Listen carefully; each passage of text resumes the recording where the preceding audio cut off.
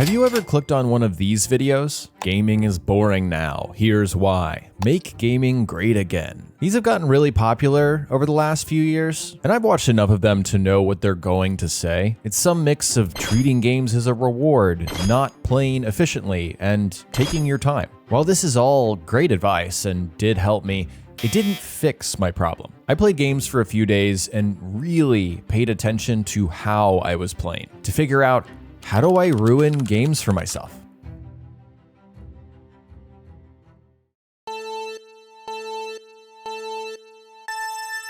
This is the invisible clock in my mind telling me to hurry up. There's no time to slow down and smell the roses, to soak in the environment around me. We need to finish this game so we can play the next one. No matter how incredible the game might be, if I'm in this mode, then I'm not having fun. And it made me wonder, why?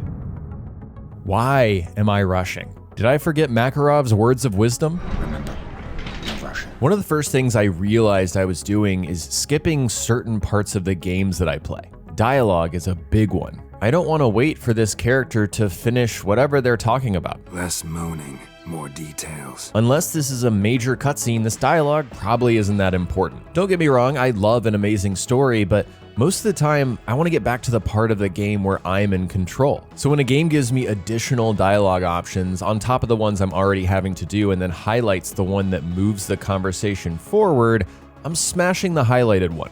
So, what do you got for me? The same thing goes for any kind of reading in a video game. You know, the notes or tablets, the computers that have special messages or logs from people who live in the world. I find myself getting irritated with this stuff. I was elected to lead, not to read. I even find myself skipping certain parts of the map. In a good open world game, the environment is distracting on purpose. The map is littered with landmarks designed to steal your attention. But not me, man. I mark my destination and follow the dotted line to get there, determined to stay on course at any cost. Side content is just a distraction, and the reward probably sucks anyways.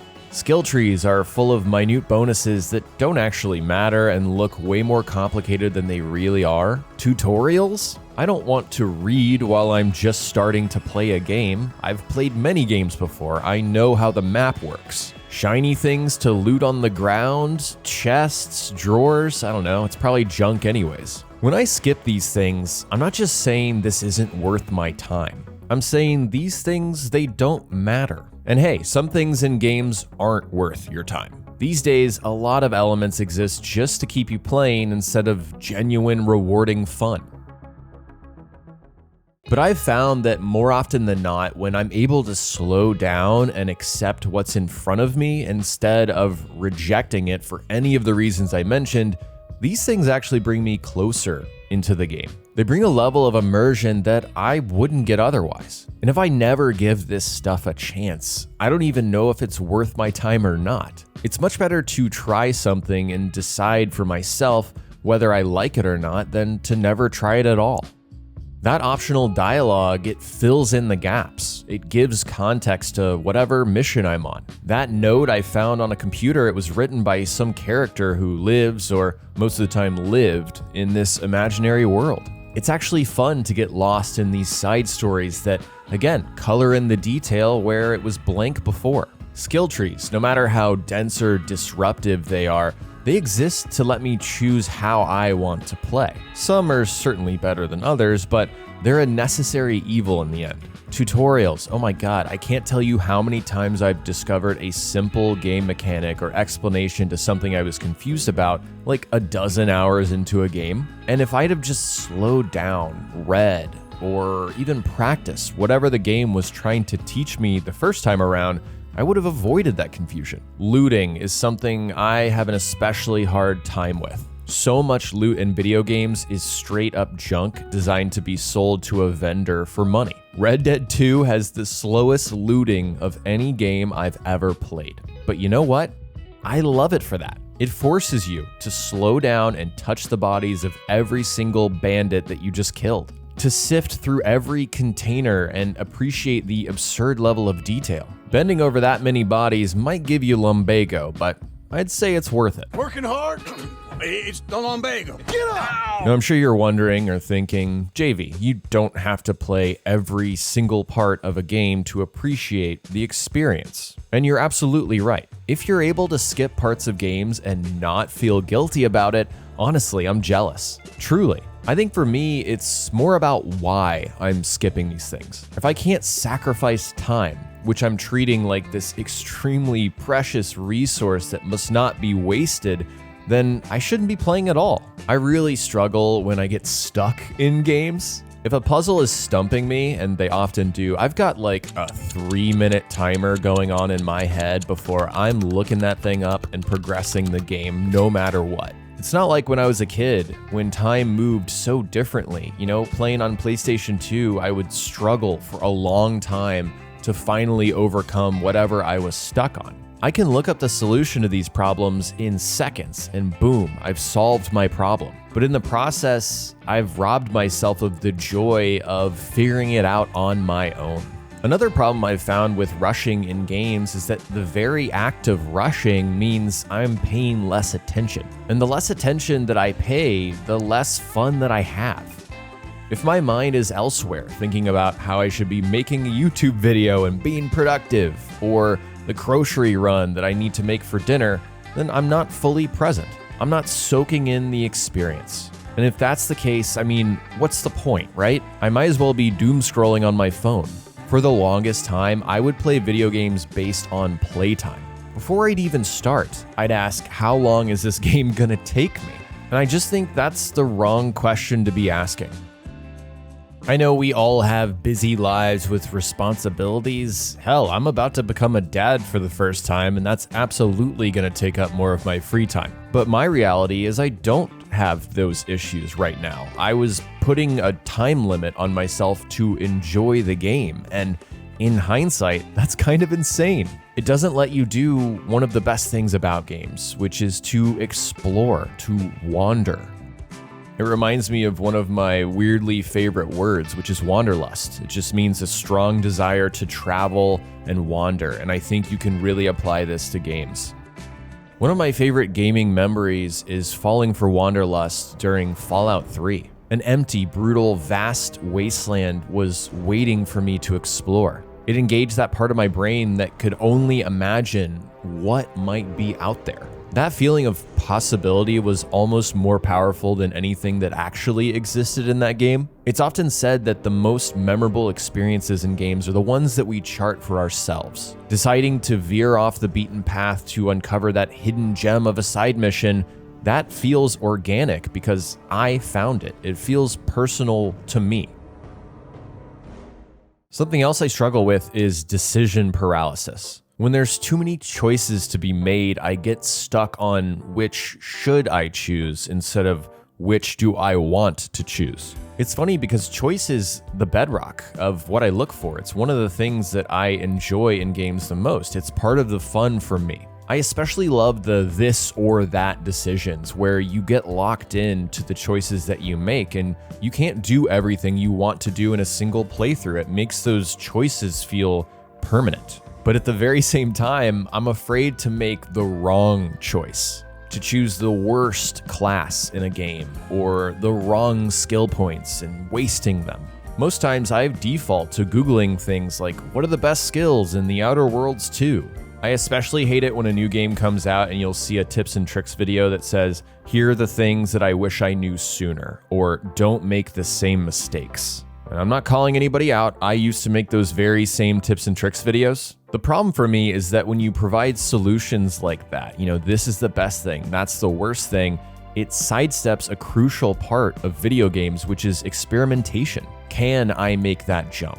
Is this weapon fun to use? Does that skill point make a difference? I rob myself of all these experiences because I'm unwilling to try things myself. Because I lack the patience, I get frustrated by failure, or I listen to the voice in my head that says, okay, hurry up, you're wasting time. I'm not saying I shouldn't seek advice on the internet or talk to friends, especially in a competitive game where you're at a real disadvantage if you don't educate yourself. But in a single player game, eliminating experimentation feeds into this min-max efficiency culture that I feel sucks the fun out of my experience. Sure, I might have spent 20 hours playing an RPG with the worst build imaginable, but that's okay. If the game is good, then I probably got something out of that experience that was unique that I will remember. There's no imaginary scale that I'm being graded on for how good I'm playing or how great my build is. Nobody's gonna check my work afterwards when I'm done playing. The funny thing is, for me, sometimes the best gear in a single-player game doesn't feel that good unless I've used the worst gear. That's why when you reach the end of the power curve, you feel so incredible. That power fantasy is so strong because you remember what it was like to start with nothing. Experimenting, it gives context to everything else, and without it, I don't have that frame of reference to really understand why the best stuff is so good. I read this book called The Highly Sensitive Person. You what? It sounds really lame, but stay with me here. It describes a person's ability to enjoy things based on arousal level. The idea is that humans are constantly trying to balance our arousal. When we're over-aroused, we feel overwhelmed and need to take a break and do something less stimulating to restore that balance. And when we're under-aroused, we feel bored and we seek out those activities that feel stimulating and bump us back up to that comfortable level. I think you can translate this idea to how we play games. These days, I max out at like 2 hours at a time. Even if I'm really enjoying that game, my mind starts to idle and wander, and I lose that focus that I need to fully enjoy what I'm playing. I'm always jealous of people who can play a video game for like 10 hours straight. I don't know how you do it. I also think a lot of games are made with this in mind these days, with side content and sort of those idle activities. Instead of focusing on the main quest and just powering through, you have these side activities that allow you to wander off, take your own time, bring that arousal level down until you're bored and you're ready to continue with the over-arousing things. When I think about myself, I look at all of those activities and think, that looks really boring. I don't want to do that. But maybe I should start saying yes and exploring those things, because I might be able to find that perfect balance creating it for myself rather than turning the game off. One thing I don't think I can fix, though, is my desire to play multiplayer games. I've pretty much lost it. I can't play Battlefield 6 for more than a couple of matches at a time before I'm straight up done. This was bothering me until I realized it's just very stimulating. Think about it. You've got the game itself, which asks you to, number 1, always play the objective. Number 2, listen to your teammates. Number 3, play within your role. And number 4, compete against other people who are trying to beat you. And if you're like me, you've got that one friend with a soundboard who spams moan fart whenever he feels like it. It's supposed to be fun, a disconnect from the hyper-focusing you need to do in other parts of your life. And I get why competitive games are so popular. They provide so much stimulation for people who seek it out. But for me, it's the perfect storm for overstimulation. And I think it's the reason why they don't work for me anymore. You can't play at your own pace in a multiplayer game. That thing is gonna happen whether you like it or not. It's about being faster, better, smarter than the others. It's the polar opposite of what you get from taking your time, from discovering the experience on your own terms. Part of having a hobby for your entire life is that it changes. When you go off to college, you don't have as much time. If you're lucky enough, when you start working, you get to rediscover that hobby. When you start a family, then you don't have that time again. A big part of this process for me has been realizing that I've changed as a person, both through my experiences and as the environment has changed around me. The way I consume content, the time that I give myself to enjoy something, my experience is different because I'm different. That's why I think nostalgia is such a powerful emotion. We're all chasing something new, something that makes us feel carefree and innocent like we were when we were younger. Not necessarily because things were better, but because we were different then than we are now. It's not the things we're chasing, it's the feeling we felt around those things. Something I was able to do when I was younger was find those genuine connections. I was more willing to give myself over completely to an experience, to dive in and explore everything about it rather than hover around the surface, barely dipping my toes into the water. I'm simply unwilling to let myself get engrossed in anything because, I don't know, it might take too long. Everyone else might think it sucks, and I can't handle their opinions. Or I know there's something else to jump into immediately afterwards, so I might as well hurry to that. What I'm talking about may not be the result of me changing over time. It could be a personality trait that I've always had, or a coping mechanism that I'm dealing with, a reaction to the modern world that we live in, the overstimulation of my environment.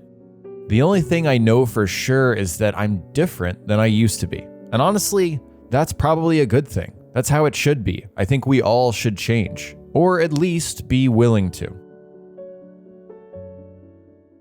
In the future, there will be 500 TV channels, but nothing to watch. For some reason, this line from The Fairly Odd Parents always stuck with me. It describes the paradox where you think having a lot more options is a good thing, but it ends up not feeling that way. The ease and accessibility of modern gaming allows us to play whatever we want, whenever we want to. And if Microsoft gets their way, we'll be playing on whichever device we want to. Since Xbox flew the white flag, signaling the end of the great console wars, pretty soon Halo will be on PlayStation. I think the principle behind Play Anywhere is correct. Even though exclusives represent some of my favorite experiences of all time, I want as many people to enjoy great games as possible. But there is absolutely something to be said for abundance and access making things feel less special. I can buy most video games that have ever come out, download them within an hour, and play them on modern hardware from the comfort of my house. Why does that not feel as magical as it did when I had to drive to the store, pop a disc into my console, and play only when I didn't have homework? Removing restrictions, the guardrails of the circumstances of our lives, it ends up removing meaning. I played the hell out of the games I had as a kid because I couldn't just go grab whatever new game I wanted whenever I felt like it. That limited access meant I was forced to focus on what was in front of me and not about what I didn't have. Those experiences built a special kind of connection. I found meaning in not being able to do whatever I wanted to do. When you sand down the rough edges, the struggle, and the anticipation, I end up caring a lot less. When a new release comes around, I just don't feel legitimately that fire, that anticipation that I used to feel. Of course, I'm not saying I want to go back to those days of being a kid. Even though nostalgia is powerful, I think we all recognize games are mostly better now, or at least the experience around them. What I'm describing is more about following the path of least resistance. It's far easier to jump into the next thing instead of fully diving into the games that I already have. I don't remember the last time I rolled the credits on a video game and then restarted it immediately after because I was so obsessed with it, or just for fun, because that's what sounded fun to do. Going for those quick dopamine hits of new games is so hard for me to resist.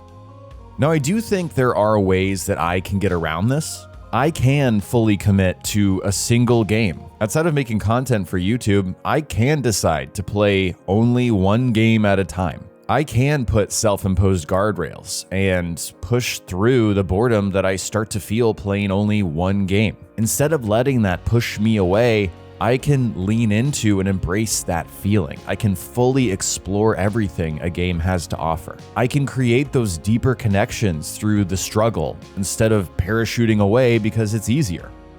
Of course, when you're forcing yourself to do anything, especially something that you love, like a hobby, that's risky.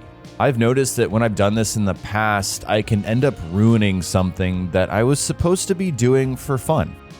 But again, I think the intent behind this whole thing that I'm describing is right. The better solution is to take breaks. The minute I'm not feeling it, I can pause. I can go for a walk, take out a book, run an errand, finish a chore because there's endless chores. I can do a number of things to let myself reset and return when I'm ready. And I have felt this before. I have put a game down for, a day or two, and then returned and felt like, oh, the things that were annoying me, the boredom I was feeling, completely gone. I'm loving this again. Of course, none of us are perfect. We all make constant mistakes, but I think it's best to pay attention to these behaviors and learn from them. And that's what I'm trying to do.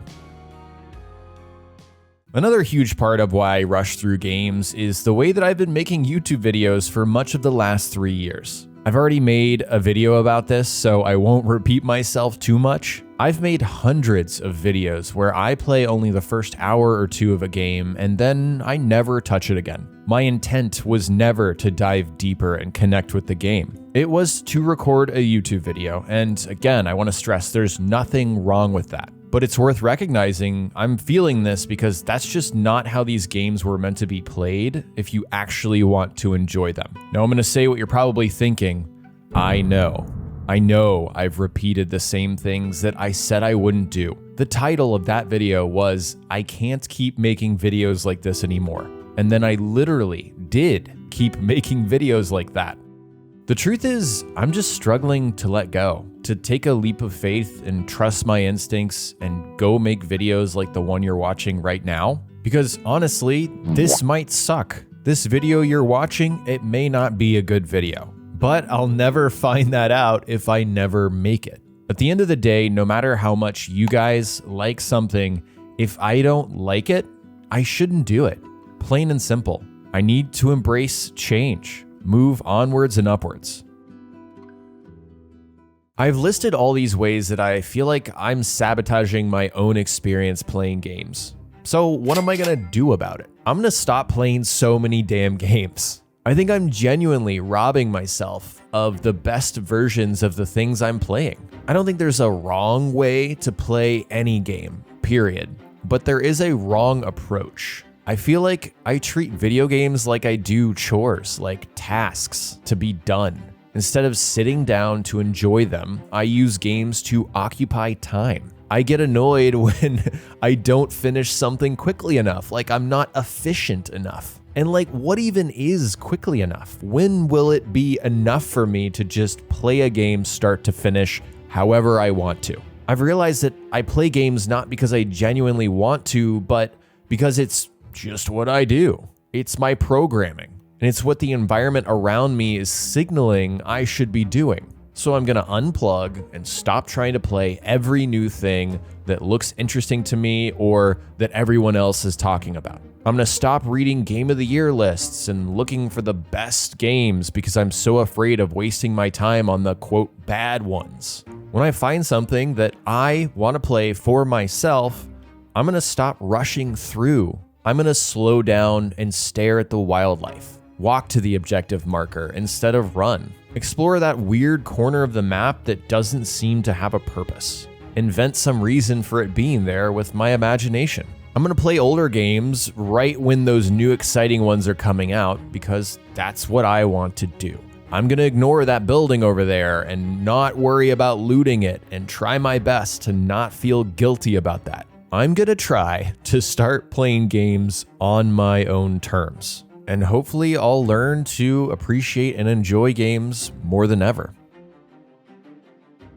Thank you guys for watching. This is another script that was 90% done. I wrote it over a year ago, but I never made it because it required me to be vulnerable and do something completely different and outside the box. Funny story, I actually recorded an entire version, a green screen version with my face in the video of this script, edited the entire thing and uploaded it to YouTube before deciding to fully delete that video. I convinced myself it was gonna bomb and I couldn't handle that. It's just another example, I think, of the problem that I keep running into with games, which is like, I have to be efficient, I can't waste time, and I cannot make any mistakes. I can't handle failure. So here it is. This is another attempt for me to break out of the mold that I've created for myself. And I hope you enjoyed this.